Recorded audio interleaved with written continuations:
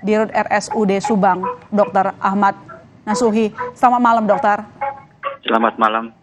Ya, Mbak. Dokter, tadi kami sudah menghubungi Kasat Lantas begitu yang menyampaikan bahwa seluruh korban sudah dilarikan ke rumah sakit ya, 4 orang meninggal dunia. Tetapi mungkin kami meminta Anda yang menceritakan, yang mengetahui kondisi persis di sana. Bagaimana kondisi korban saat ini, dok?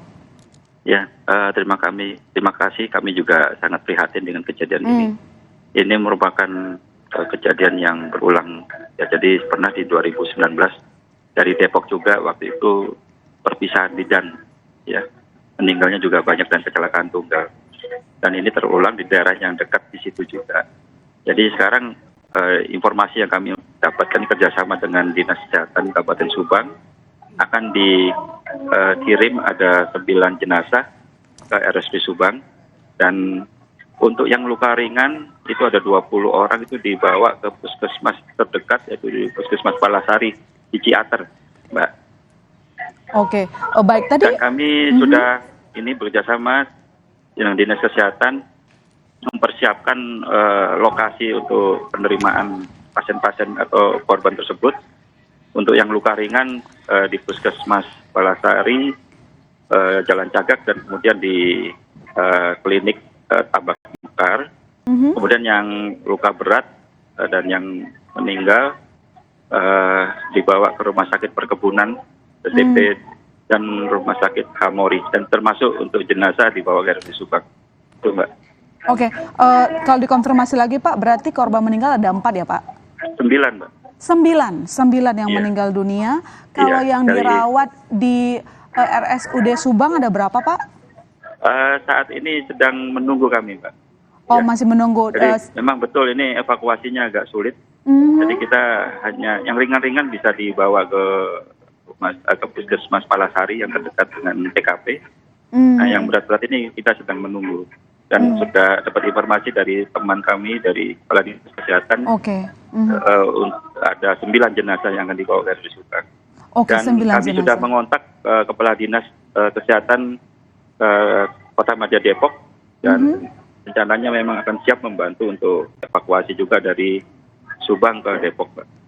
Oke, ini karena RSUD Subang tadi penjelasan dokter bahwa masih menunggu begitu, artinya memang belum semua korban terevakuasi ya, Dok? Ya, sepertinya seperti itu. Jadi dapat informasi dari Lantas tadi juga kesulitan untuk mengevakuasi. Kita tidak tahu yang di bawahnya itu ya. Seperti itu.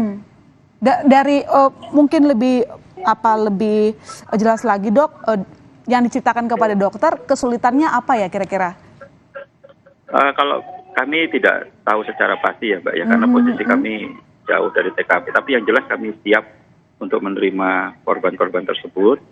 Ya, tapi melihat tadi informasi dari teman dari Lantas Subang, itu tadi kesulitan mengevakuasi karena di bawah posisinya.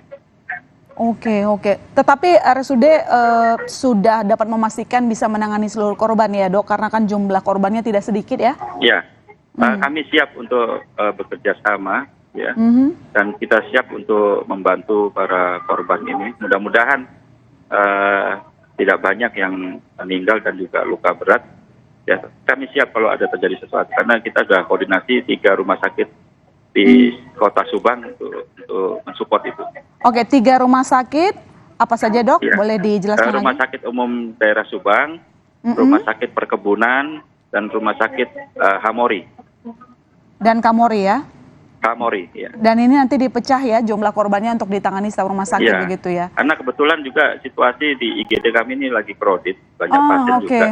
Termasuk mungkin 2 rumah sakit yang lain, jadi kita bagi-bagi gitu. Dan sudah disupport oleh Kepala Dinas Kesehatan untuk memilah dan memilih.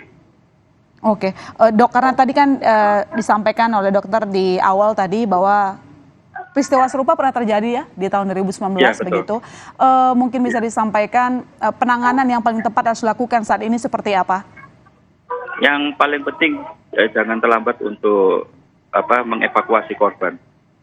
Itu yang pertama, kan kita dari situ bisa tahu ini korban bisa kita pilih ringan, sedang, dan berat atau sudah meninggal. Ya, jadi yang kita perlu tangani segera itu yang kira-kira luka berat itu.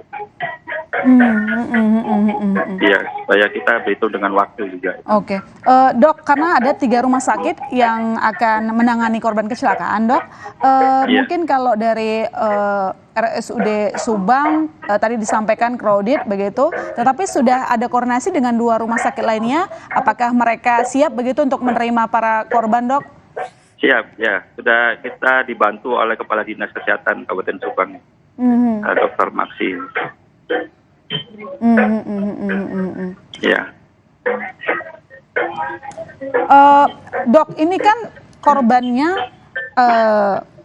cukup banyak ya, puluhan. 9 orang meninggal dunia, lainnya masih berusaha dievakuasi begitu ya, Dok ya. Ya. Apa yang mungkin informasi terbaru yang dokter bisa sampaikan kepada kami? Pastikan tetap koordinasi ya dengan petugas di lapangan ya. Sudah sampai mana mereka, Dok? Sudah sampai mana para korban ini? Ya, baik. Kalau mungkin yang terdekat yang luka-luka ringan sudah ditangani di Puskesmas Palasari ya, yang dekat dengan TKP. Ya, tidak jauh dari TKP. Ya, cuman yang kita menunggu yang luka-luka yang berat atau yang meninggal ini. Ya mudah-mudahan nggak bertambah ya. Mudah-mudahan ya, itu harapan kita bersama. Mudah-mudahan tidak bertambah. Jadi jumlah korban yang sudah dekat ke RSUD Subang berapa orang, Dok? Nah, kami lagi menunggu informasi dari Humas ya. Karena ini kecepatan untuk evakuasi juga tergantung dari teman-teman di lapangan ya. Jadi berapa orang yang bisa ditangani oleh RSUD Subang saat ini, Dok? Karena tadi IGD-nya tengah darurat ya. Pada prinsipnya kami siap ya, tapi tergantung juga dengan pemilihan dan pemilihan itu. Ya mudah-mudahan, artinya gini Mbak, berapapun yang datang ke kami pasti kami terima ya. Prinsipnya itu. Ya, baik. Terima kasih, Dok. Nanti kami minta lagi keterangan terbaru dari Anda. Kita masih menunggu ya, Dok, korban sampai di rumah sakit. Semoga tidak ada korban meninggal yang bertambah. Semua dapat selamat dari upaya yang dikerjakan oleh pihak rumah sakit seperti RSUD Subang. Terima kasih, Dok. Nanti kami akan hubungin Anda lagi. Dan saudara, untuk mengetahui informasi berikutnya telah bergabung bersama kita jurnalis Kompas TV